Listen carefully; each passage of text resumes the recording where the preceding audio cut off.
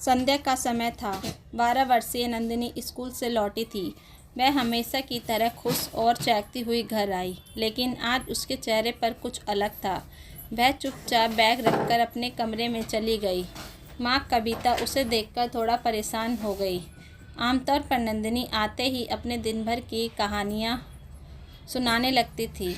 कविता ने सोचा कि शायद वह थकी हुई होगी, लेकिन थोड़ी देर बाद नंदिनी कमरे से बाहर आई और झिझकते हुए बोली, माँ, मुझे आपसे कुछ बात करनी है। कविता ने तुरंत उसकी बात पर ध्यान दिया और उसे पास बैठाकर पूछा, क्या हुआ बेटा, सब ठीक है ना? नंदिनी थोड़ा घबराई हुई थी। उसने धीरे से कहा, माँ, मुझे समझ नहीं आ रहा, लेकिन मेरी अंडरवियर पर खून है। क्या मैंने कुछ गलती की है?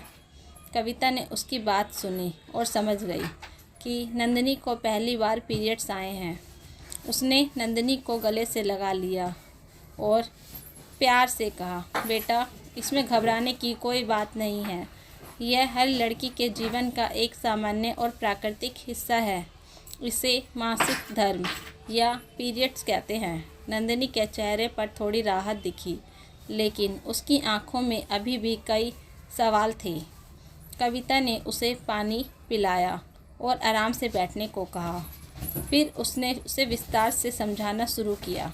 देखो बेटा, जैसे जैसे लड़कियां बड़ी होती हैं, उनके शरीर में कई बदलाव आते हैं।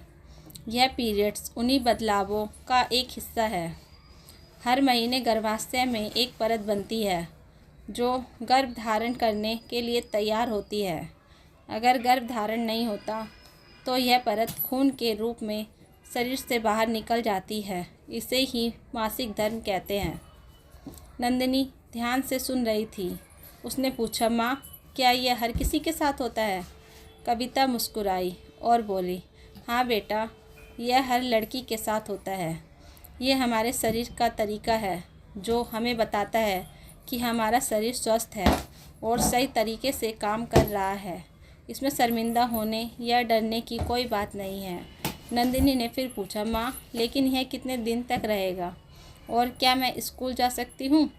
कविता ने उसे समझाया, ये आमतौर पर 3 से 7 दिन रहता है। शुरुआत में थोड़ा असहज लग सकता है, लेकिन धीरे धीरे तुम्हें इसकी आदत हो जाएगी। और हाँ, तुम स्कूल जा सकती हो।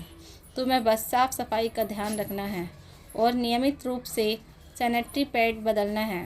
कविता ने उसे सैनिटरी पैड निकाला और इसका इस्तेमाल कैसे करना है यह समझाया। नंदिनी थोड़ी सहज महसूस करने लगी, लेकिन फिर उसने एक और सवाल पूछा, माँ, क्या यह दर्द भी करेगा? माँ, मैंने सुना है कि कुछ लड़कियों को दर्द होता है। कविता ने ईमानदारी से जवाब दिया, हाँ बेटा, कभी कभी पेट या पीठ में हल्का दर्द हो सकता है, लेकिन यह सबके साथ नहीं होता। अगर तुम्हें दर्द हो तो मैं तुम्हें गर्म पानी की बोतल दूंगी या डॉक्टर से पूछकर कोई दवा दिला दूंगी, पर यह सब कुछ बिल्कुल सामान्य है। नंदिनी ने थोड़ा राहत की सांस ली। उसने पूछा, माँ, क्या मैं अपने दोस्तों से इस बारे में बात कर सकती हूँ?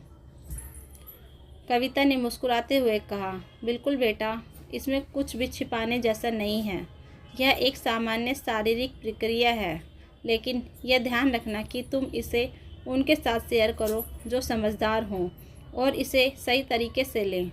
उस रात नंदिनी ने पहली बार महसूस किया कि वह बच्ची से किशोरी बनने की ओर कदम बढ़ा रही है। वह खुद को थोड़ा अलग और बड़ा महसूस कर रही थी। कविता ने उसके लिए उसकी पसंद का खाना बनाया और उसे समझाया कि इस समय पौष्टिक खाना खाना और हाइड्रेट रहना बहुत ज़रूरी है।